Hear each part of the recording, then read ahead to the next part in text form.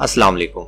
बेशर्मियों के साथ मैं आपका दोस्त लाला रोमियो और आज मैं आपको फेसबुक की एक ऐसी हस्ती के बारे में बताने जा रहा हूँ जिसे देखने के बाद उसके चाहने वाले भी यही कहते हैं, ये वो लग नहीं रहा। इन्होंने अपने अल्फाज के वार से सहाफ़ियों के कलम से लेकर ऐवानों में बैठे वजीरों तक सबको नंगा किया है। इनकी मकबूलियत का अंदाज़ा इस बात से लगा लें कि इनकी लिखी तहरीरें कई सहाफ़ी डिटो कॉपी कर चुके हैं और कई एंकर पर्सन अपने टीवी चैनल्स पर इनकी तहरीरों को अपना कहकर सुना चुके हैं और यहाँ तक कि कई वजीर अपने ट्विटर अकाउंट्स पर इनके पोस्ट शेयर कर चुके हैं। वो अपनी तहरीरों में बोल्ड अल्फाज के जरिए मुखालिफिन को बोल्ड कर देते हैं। जी हाँ, मैं बात कर रहा हूँ बाबा कोडा की। इन्होंने 2013 से फेसबुक पेज का आगाज किया। इनकी पोस्ट मुख्तसर और सिर्फ बालगों के लिए हुआ करती थी, जिसमें बोल्ड अंदाज में सियासत पर तज़किये किया करते थे।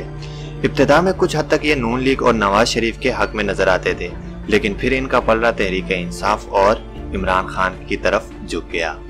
इस वजह से इन पर इल्जाम भी लगता रहा कि इन्होंने अपना पेज तहरीक इंसाफ की सोशल मीडिया टीम को भेज दिया है। लेकिन बाबा कोडा के पेज पर इस बात की तरदीद अक्सर की जाती रही।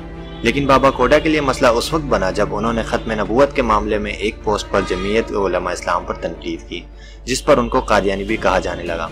लेकिन उन्होंने अपने काम को जारी रखा।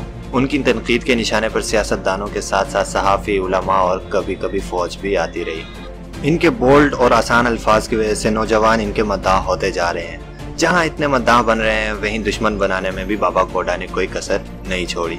इनके मद्दाहों को गुमराह करने के लिए कई बार ये अफवाह उड़ाई गई कि बाबा कोडा का पेज कोई और चला रहा है। इसकी वजह से उनके पेज पर मद्दाहों का प्रेशर बढ़ गया और उन्हें अपनी तस्वीर दिखाना पड़ी। यूं उनके मद्दाहों का तजस्सुस खत्म हो गया और नवाज हुकूमत पर तनकीद एक बार फिर से शुरू हो गई। उन्होंने अपने अंदाज में पाकिस्तान के तमाम समाजी, सियासी, माशी, माशरती और मजहबी मामलात में अपने तज़किये पेश किए और कई पेशन गोइयाँ भी की, जिनमें से अक्सर साबित भी हुई।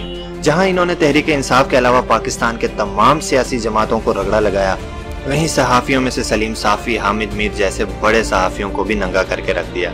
इनकी तहरीरें काबिल तारीफ तो होती ही हैं, लेकिन इन पर मुखालिफिन के कमेंट्स और उन पर बाबा कोडा का जवाब पढ़ने से ताल्लुक रखता है। एक दिन बाबा कोडा ने अपने पेज पर पोस्ट किया कि उन्हें एक ऐसे शख्स की जरूरत है जो रोजाना की बुनियाद पर अपनी तस्वीरें उन्हें भेज सके और बाबा कोडा उन्हें बाबा कोडा के तौर पर अपने मद्दाहों को दिखा सके।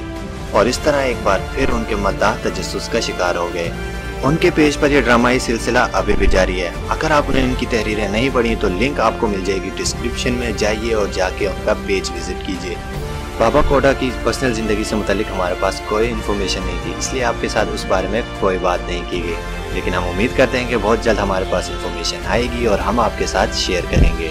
अगर वीडियो अच्छी लगी तो लाइक, कमेंट और शेयर करें, और अगर आप नए हैं तो सब्सक्राइब भी करें, क्योंकि मैं सोशल मीडिया से मुतालिक खबरें लेकर हाजिर होता रहता हूँ। इसके साथ ही लाला रोमियो को दीजिए इजाज़त। मिलते हैं अगली वीडियो में, तब तक के लिए अल्लाह हाफिज़।